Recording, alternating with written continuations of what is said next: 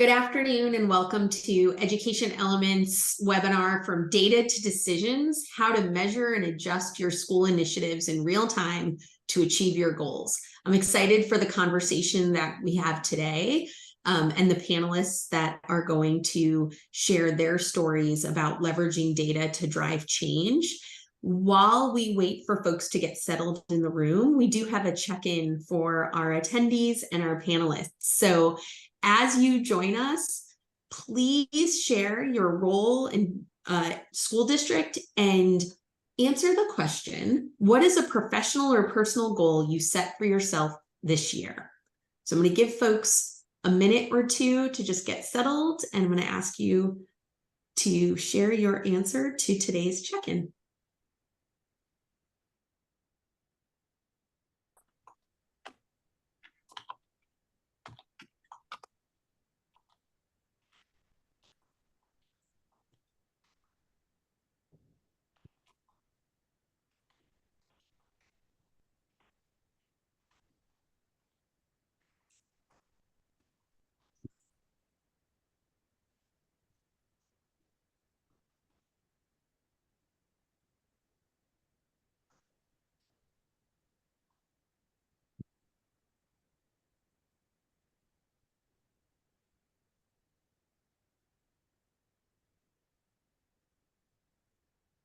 Hey, well, I want to be sensitive to time, and I know on the East Coast we have some folks joining during our lunch hour, including our panelists.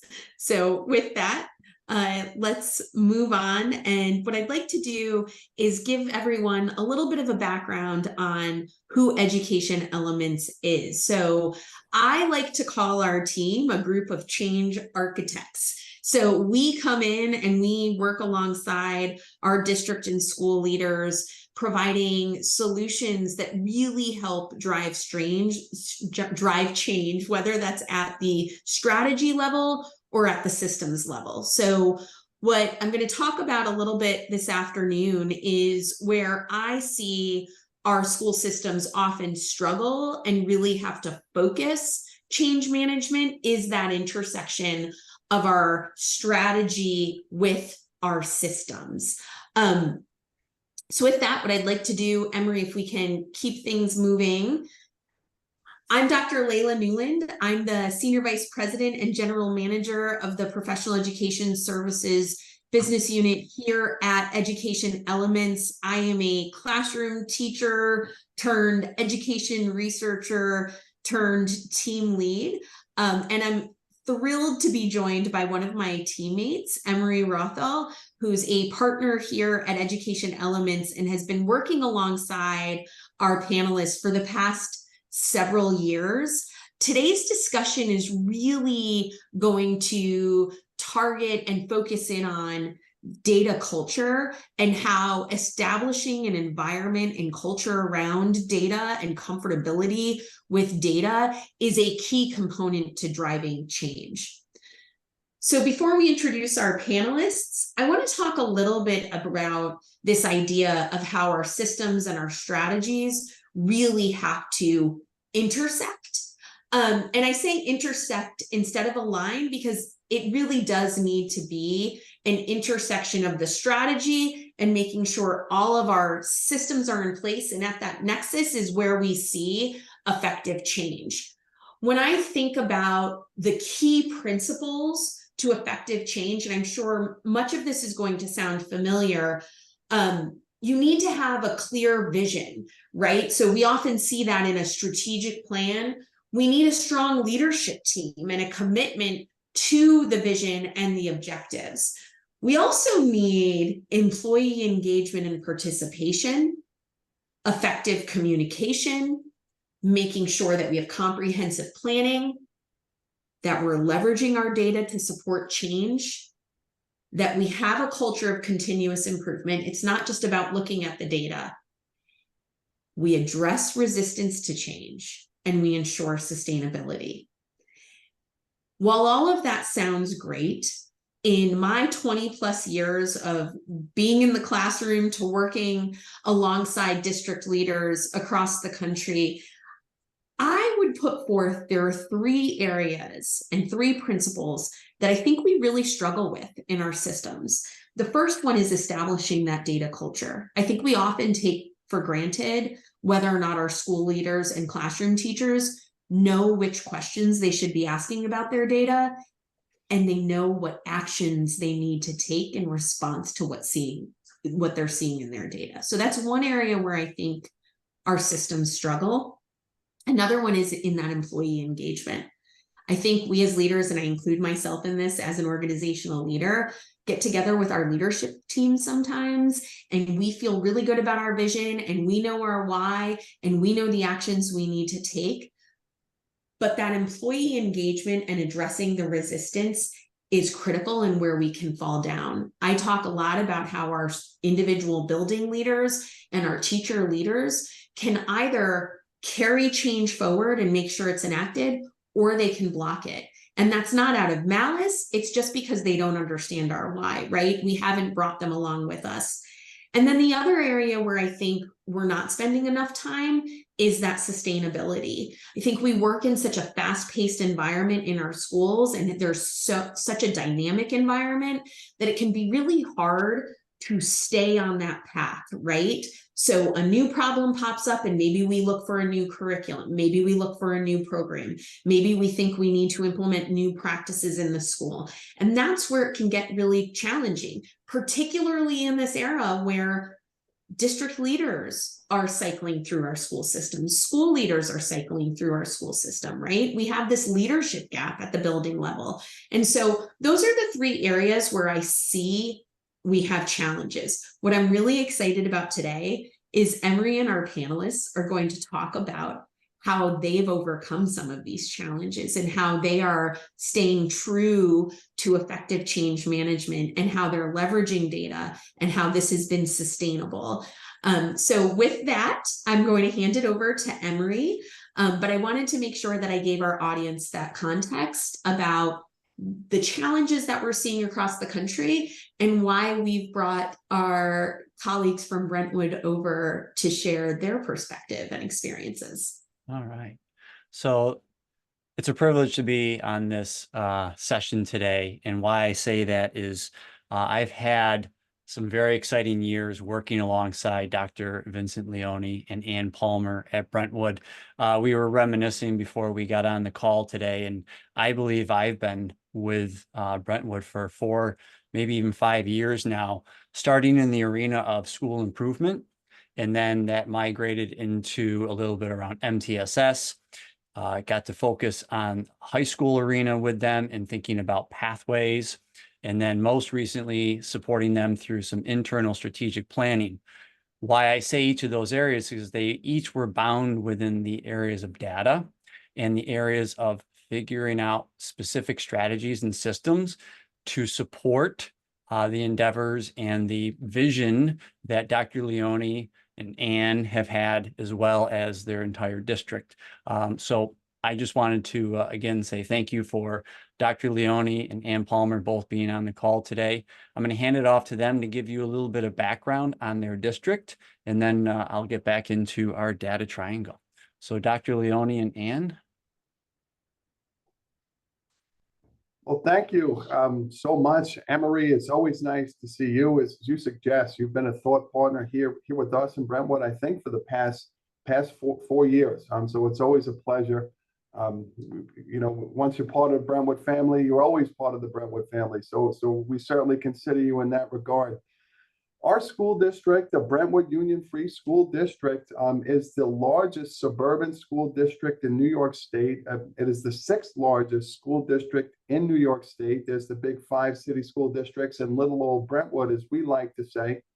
We have 17 schools, 11 elementary schools, 4 middle schools, a freshman campus, and a high school, makes 17. There's also 4 community-based organizations that provide UPK services to over 700 children and families.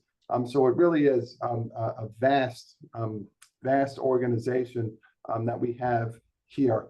We serve approximately 19,000 students, K through 12, about 20,000 if you add in UPK.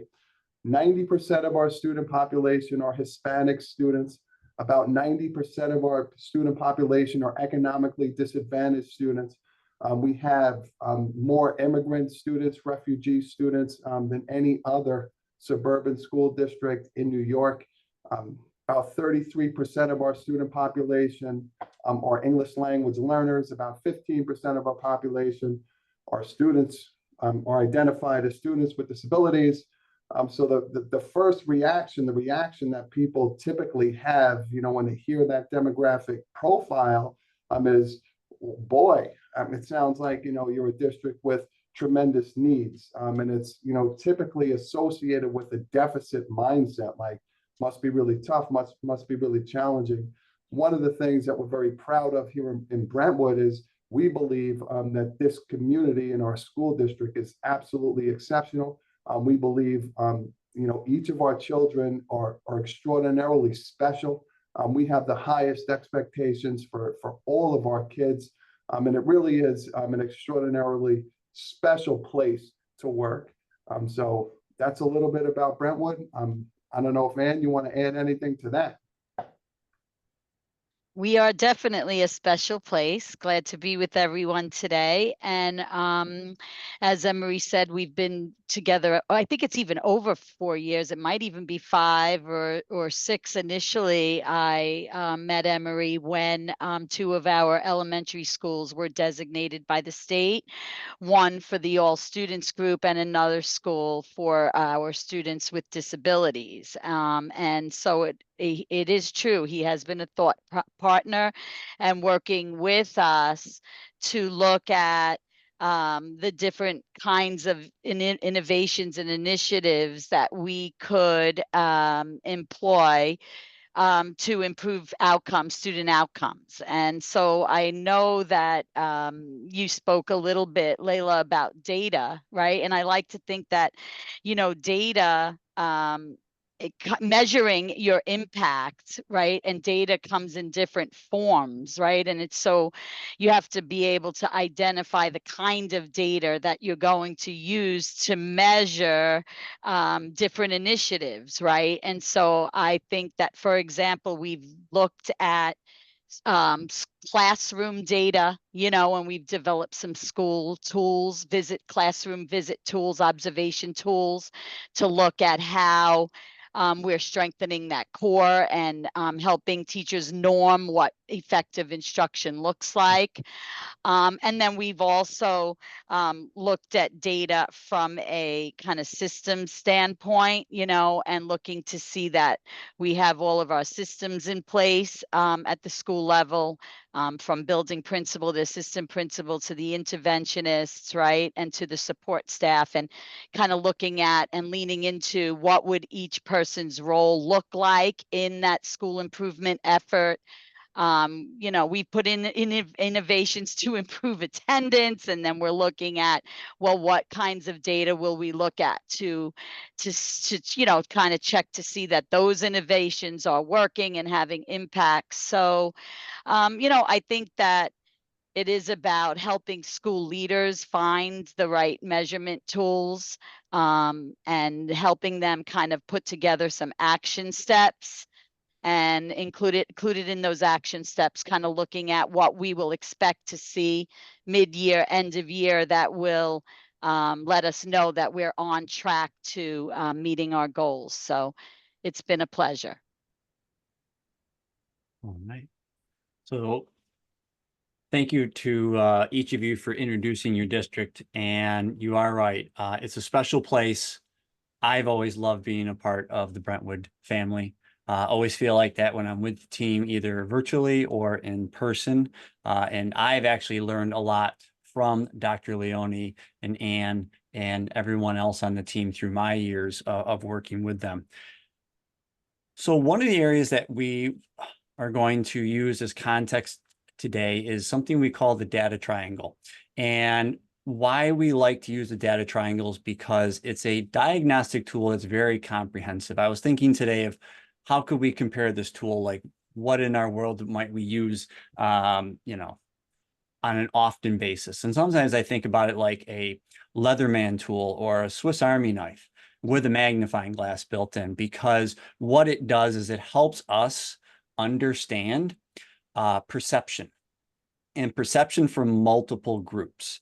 And I think that's a key piece. And one thing that we want to use our surveys for is to offer opportunity for our stakeholders to provide feedback, to provide us an understanding of what they're thinking.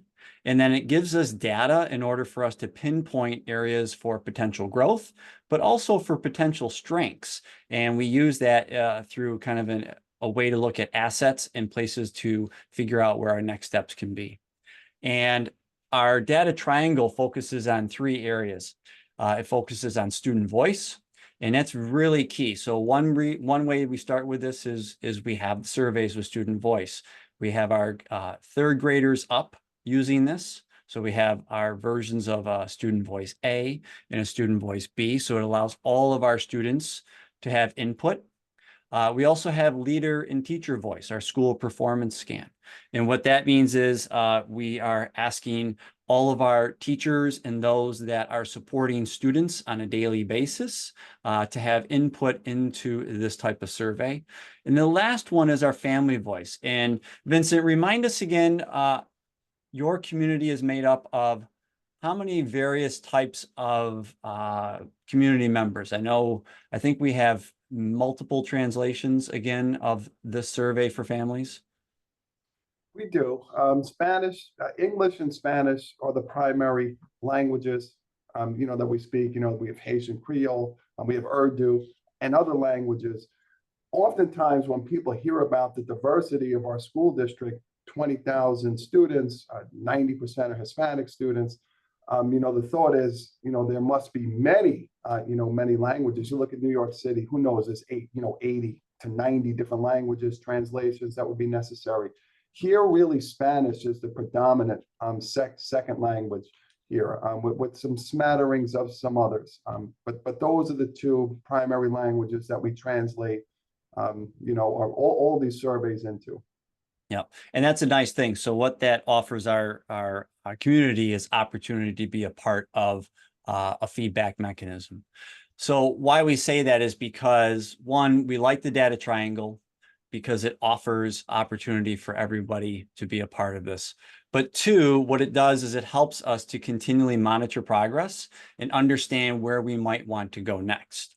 We've used the data triangle, for example, in Brentwood for multiple types of plans, not for just target school plans and district plans, but we use them for multiple plans as well as grants. It provides us with a lot of insight into what people are currently thinking, and then what types of strategies and systems we might want to consider. And that results in that actionable type of data. I think, Anne, you mentioned that earlier, is that we want to understand using data so we can identify the right types of solutions that we can take action on. But it also gives us the ability to provide and communicate the why for the work and how we're going to do the work. And then it ultimately tells us what we are doing well and what we need to tune up. And then lastly, it definitely supports our change process in our districts. And I'll be showing you later some example data for how a district utilized the data triangle to focus on specific strategies and systems, and you can actually see through the data there were results. So the student voice survey is one of the 3 of the comprehensive data triangle system that we use, and it's a great indicator on student voice. Many times, students are asked to provide some sort of basic surveys, but what's nice about this is it allows us to culminate them and assimilate all the data, not only at school level, but then also at district level. And we can actually see this at individual school levels. We can do it across all elementaries, middles, high schools, and we can do it by district wide. And why I say that is because we use a system called Qualtrics to allow you to have various filters around this. I just wanted to provide you with a sort of sampling of the types of questions that students are being asked. And what's nice about these questions is that they have crossovers into the other 2 surveys. And our school performance scan, again, asks all of our teachers, so those that are working with and learning with students. That could be our teachers, that could be our counselors, that could be some of our support staff. So could be our teacher assistants, definitely our AIS type teams and so forth, as well as our school leaders participate in this. And these are very important metrics to use as well, because again, it provides perception-based data for us to understand who we serve every day. And then lastly, our family engagement survey. And as Dr. Leone, you pointed out, Brentwood currently uses the English version and the Spanish version. And we found that by having translated versions for our families and offering our families opportunity to engage in providing feedback to our schools has been very, very important for them to feel connected to the school. A lot of times communication tends to be one way. This is an opportunity to really provide a two-way communication mechanism for our families to be involved with our schools.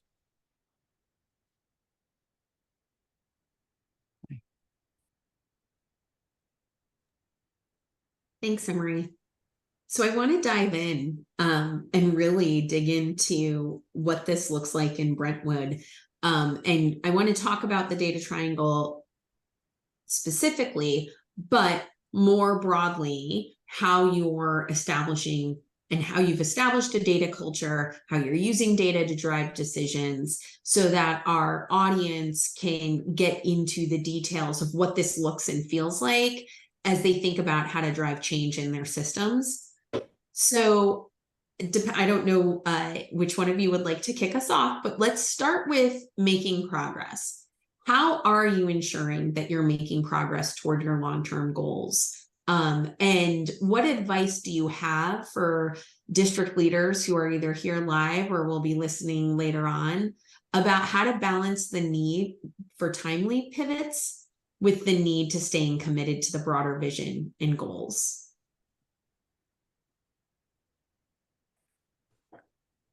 Vincent, do you want to start with that? Starting with the system that we have in place with our school improvement teams? Sure, absolutely. As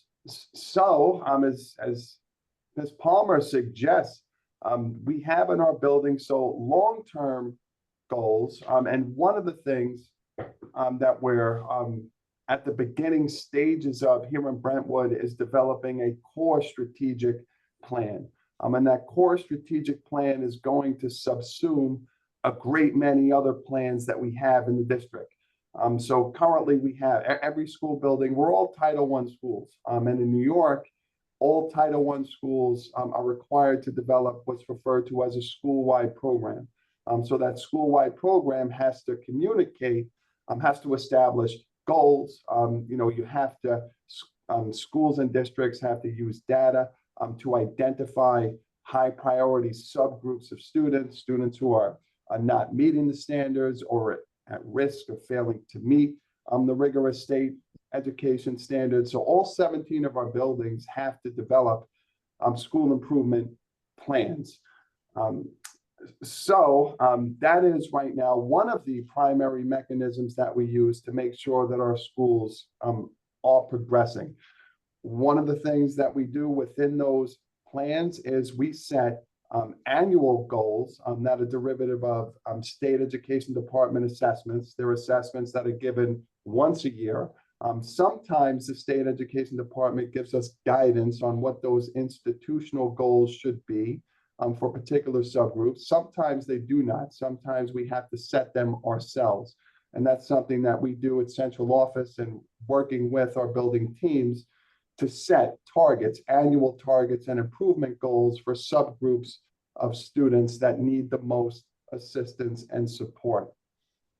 But it's very difficult to monitor the progress, of it could be an entire school, a grade, a subgroup of children, even an individual student. It's not something that can be measured once a year. So we also have our schools develop interim goals. So the work they're doing with their interim assessments, just as an example, iReady, which we're using at the elementary level for ELA and mathematics. So every subgroup has to develop interim goals. So based on benchmark assessments and results.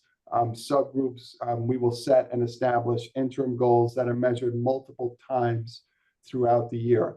So that allows school improvement teams to ensure that the subgroup is on trajectory to meeting their annual goal. Now, one of the things we tell our school improvement teams, here in Brentwood, you don't design instruction for groups of kids.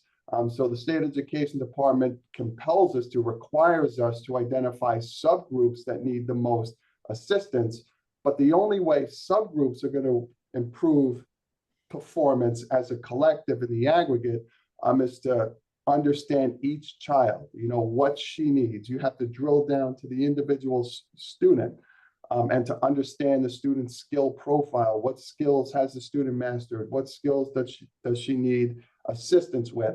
So that drill down to the individual students is what informs, all of our students who qualify for academic intervention services, students who grouping in classrooms, the types of instruction, that are provided, any support services, that are provided. So there's multiple layers of goal setting. You have, a goal that's set annually for a group of children. You have interim assessments that are established for those children, but then you have individual goals for kids, and that's the only way that you're able to move and improve, the performance of groups of children. Speaking about the data triangle, one of the things that we started to do in the last couple of years is we require all of our schools to use survey data from the data triangle in these annual school improvement plans. And the one thing that's unique about that is these are not annual goals. So these goals are set for 5 years because the data triangle and our experience with it gave us a lot of understanding as to what is considered to be a school asset when it comes to, the conditions that are necessary for academic learning to occur.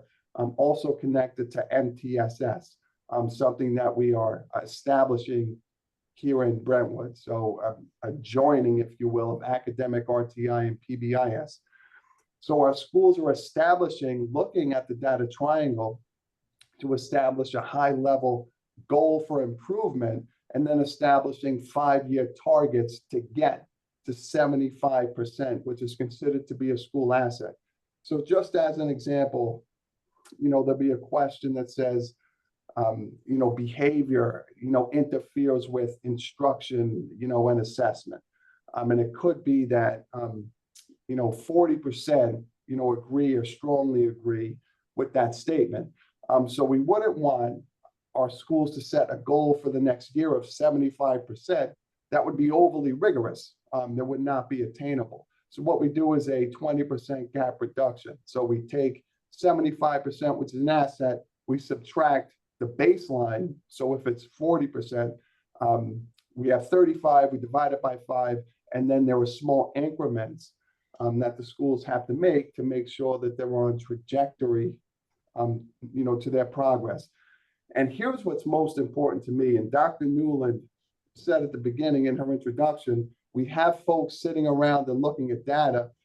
This approach has led to some really rich discussions. So the question is not, so now we've set this goal to improve behavior in the classrooms. We hope it works, but what we say in Brentwood is hope can't be a primary strategy. What's the now one? What are we going to do to improve behavior in the classroom? We've established systems of PBIS within our MTSS systems. Our focus is going to be explicit direct instruction on expectations in the classroom, in the hallways. So folks are thinking about, what are the actionable steps that we're going to take, to make sure that these goals become a reality. So we've established a culture in Brentwood where we've moved beyond looking at data, here's what, kind of admiring it, to really thinking about, so why does it matter? Why is it so important? And now what? What are the steps, that we are going to take for it? The last part of this question, the balance between timely pivots to staying committed to the longer term vision and goals, we have a shared vision that we've established, in Brentwood that everybody is moving towards. One of the things I always talk about is tight and loose leadership. So you have to be very tight with that vision. It's a shared vision. People believe it. It's something that's uncompromising. We're always going to move towards it. What we do and how we do it, however, that's loose. And that's subject to input, subject to change if things aren't working. So that to me is how we really balance the need to stay committed. We're staying committed to our vision. That is unchanging. It's here now. It's going to be here after me and Ann are long gone. But what we do and how we do it, how we get there, that's continuously evolving. So that to me is the key for understanding that intersection and the pivots. I agree, and I think that it is about building a data culture in a school. And as I said, that, I believe the impact of initiatives on student learning can be measured in different ways, right? And so some of them are more obvious than others. And so what we've done in the last 5 years is showed folks that, you have to find the, look at both quantitative and qualitative data, right? And so I think that's where the surveys have come in. What are teachers saying? What are students saying? What are families saying? And you can learn a lot from that. You can, some of the work that we did as part of the school comprehensive education planning is, establishing some focus groups, asking kids what they think, right? Many years ago, I went to a workshop and there was a slide that said, in God we trust, everyone else bring data, right? And I love that slide because especially I work with 11 building principals. And so when you bring a data set to the table, right, it helps you communicate a vision for a change in practice, if you will, right? So I try to say that data isn't necessarily good or bad. It just tells you stories. And so it's up to us to find the story. So let's say, for example, we want to focus on improving student outcomes. Well, let's start by looking at our attendance data, and and let's look at the percentage of time that kids are in their seats. So maybe starting with the data set and giving it to each building principal to begin to look at their own attendance data, and then having conversations about some things that we can do to improve student attendance. That would be one example, right? Or as Dr. Leone spoke about, if kids don't feel like leaders in their school, or teachers are saying that behavior is impeding their ability to teach, well, then we can now have a conversation with teachers about, okay, so what do you think we can do about it, right? And so you can make them part of the solution. And so then we'd get to a point where, all right, if we're going to roll out PBIS, well, then how will we know that our efforts are working? Well, maybe let's start looking at our classroom referral data, from, let's say, September through June, and then let's compare it to the following year, office referral data versus classroom referral data. So I think that what Dr. Leone was talking about is that there are so many different ways to measure data, but we have to keep bringing that data to the table so that folks know that it's important to judge the, the efficacy or the impact of their work on and find the ways that they're going to measure whether or not it's acceptable to them, that their progress is acceptable. What will you accept as evidence of progress mid-year? What will you accept as evidence of progress at the end of year?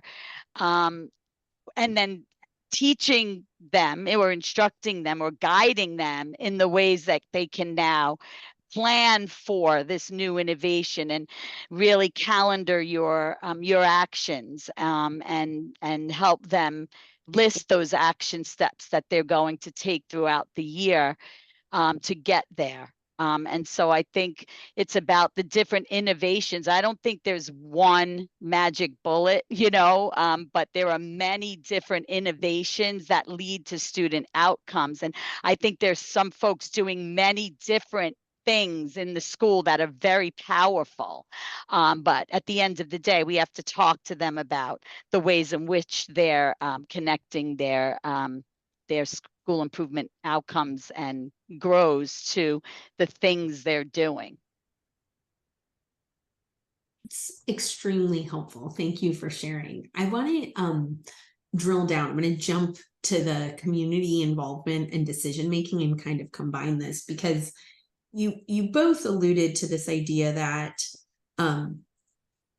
part of the culture that you've built has been, let's look at the data, let's ask good questions around the data so we can think about behaviors. So Dr. Leone, you talked about the behaviors and the actions. I also heard us talk about good data versus bad data. And what's emerging for me as I look at these questions is just thinking through the skepticism that folks sometimes bring to the table. So even when you have the number in front of them, I've sat in rooms where it's, yeah, but it's this, it's because of this. And so I'm just curious, over the years, how have you overcome that mindset, right? Because that connects to the resistors that I referenced as a part of change management, right? When we're talking about data, some of the resistance I see is the skepticism, even when they're looking at the numbers, whether it's a parent community or staff or other leaders. Have you encountered that? And if so, how have you navigated that to date? So one of the things that I will say is, and Dr. Newling talked about naysayers. They're in every industry. There are times I am a naysayer. There are times I have to be, a naysayer. There are always times and examples for it. One of the things as a practitioner, as a leader, as a human being, I always try to keep in mind is that the vast majority of people are really good people, that the vast majority of people really want what's best for kids. And typically, there's a good reason why folks are skeptical. We've talked about change and why is it so difficult to change. We talked a little bit about this offline, Dr. Newland, before we started here today. When you think about individuals who've been in a school district for 5 years, 10 years, 15 years, how many change initiatives have we asked folks to participate in? How many times have we asked people to trust and to trust us and to trust the process and to come along with us, only, to have people, and oftentimes through no fault of ours or anybody's, people are let down. The initiative, we don't follow through. There is not follow through. People have invested their time, their energy, their trust. They've tried something different, and they have not seen, the change initiatives come to fruition. So I always keep in mind for people and for folks, who are critical of, that there's usually valid reasons why, and to acknowledge and to validate those reasons. So how do we address it? To me, it starts right there. If we meet people and acknowledge and validate their skepticism, to me, that goes a very, very, very, very long way towards it and towards helping. The next thing I would say is there's a big difference between buy-in and ownership. So when I hear you suggest, we're presenting people, here it is, here's the facts. I'm presenting something to somebody, that it's a presumption in my mind that it's me, it's my change initiatives. It's something, I want people to do. I want you to look at it. I'm presenting it to you. I'm asking someone to buy into what I think is best, my idea. I'm telling you this number is correct. We could all look at data, both of us, the same numbers. It doesn't change our truths for it. So what we try to do here in Brentwood, as opposed to buy into my idea, buy into my perception, that this number is categorical fact and reality, is let's create reality together. Let us develop the numbers together. Let us think about the initiative together. And Ms. Palmer, Ann, above anybody else, has been masterful at bringing her teams together to get authentic input on what the change initiative should be and should look like. What data do we really value here? Do we think will be most important? So trying to co-create. And that's the difference between buying into what we say is best. Boy, you're going to have a lot of naysayers.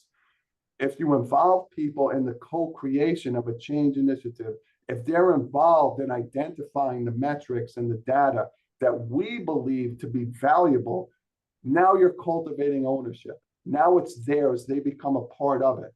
So if you address the skepticism by saying, look, I get it. It's valid. I acknowledge the frustration you've experienced. This is going to be different. We want to involve you from the very beginning. If you don't feel like these numbers are accurate or tell the truth, not connected to your lived experience, get rid of it. Let's think of another one. What are your ideas? What is your suggestion? So, those are some of the ways, that we address, challenges or skepticism here in Brentwood. And I'll let Ann speak to it because Ann has been really masterful at gathering her teams around and cultivating ownership for initiatives as opposed to buying. Well, listen, 11 elementary building principals, as Dr. Leone said, and now we have partnerships with 5 directors of, community-based organizations, 8 assistant principals. Our strength is in our diversity of thought and our unity, right? So we have so many smart people at the table, and as I said, data isn't good or bad, and so right, I just want to say I'm just showing you it. Let's just look at it. Sometimes data is uncomfortable, right? It makes us uncomfortable, and that's okay, right? It's okay to talk about why it's uncomfortable, but at the end of the day, like I said, that slide that in God we trust, everyone bring data, this is the data, and so now what are we going to do about it? And what I love about the team is that we have committed principals and assistant principals, right? And so many of them agreed that it was something that we have to get behind, right? Because if we're doing all of these other things, but we don't have our kids in the seat, then it's not going to work, right? It's not going to pay off. And so what I love about the work is that then there's this sharing that happens. There's this collaboration that happens monthly, and people share the things that they're doing in their school at monthly meetings, and we give them opportunity to kind of like in ed camp style formats, right? To discuss the things that are working.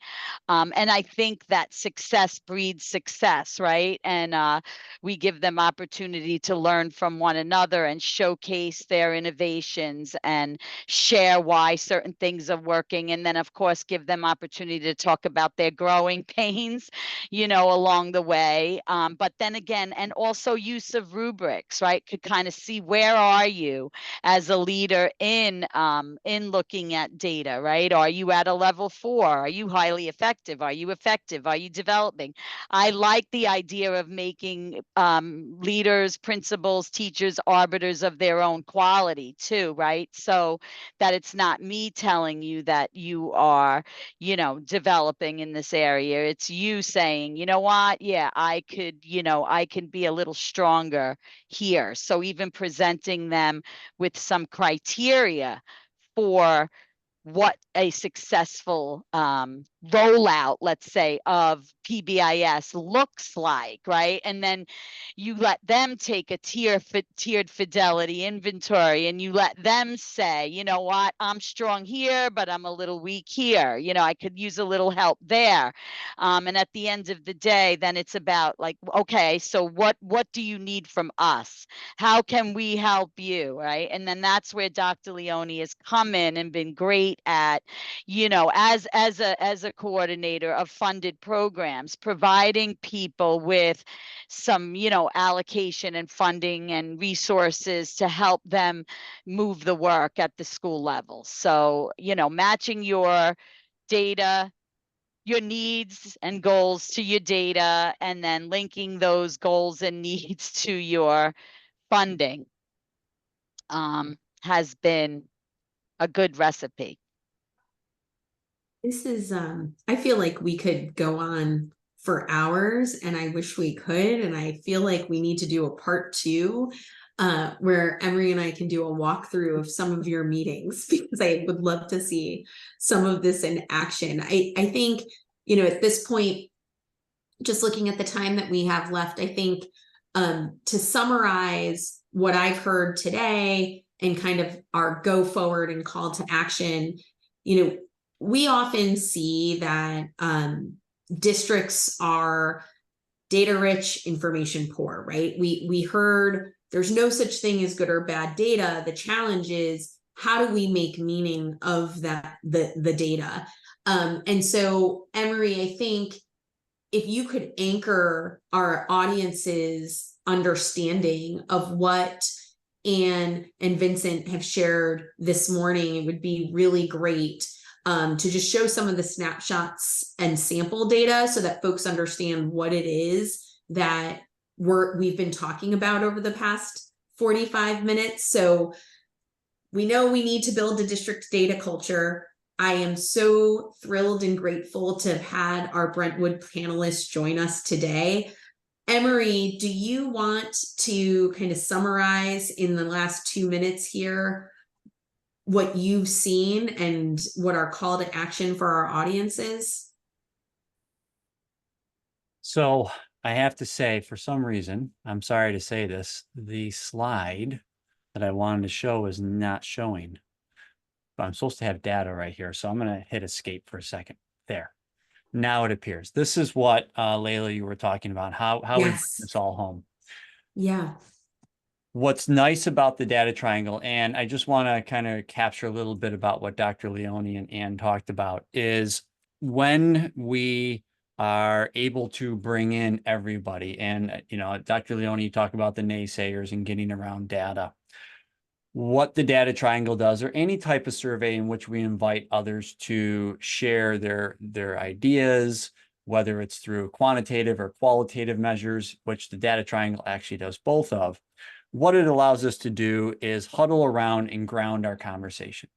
And I think that's a big part that I've learned in working with Brentwood in several districts across New York State, is it allows us to have a starting point from which we can norm the experiences we want around data, and then take action around the data in a shared experience with shared solution making and shared accountability. I always call that, like, you know, collective, you know, how can we do this as a collective?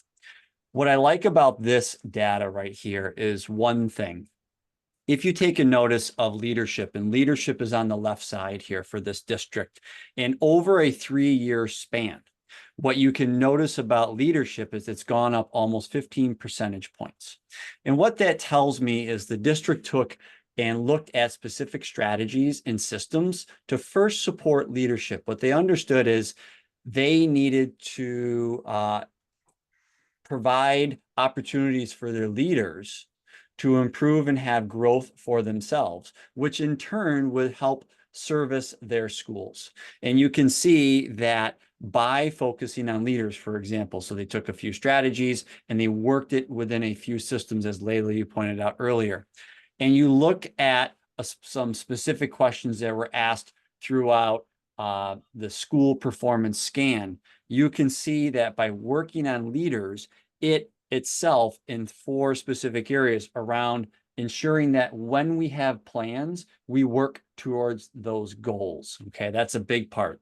Second, that they often talk about vision and mission, what it looks like. And as we support our leaders around those types of actions, they become more confident, they improve their credibility, and then that starts to lead to the other changes that we see alongside of just the leadership window here.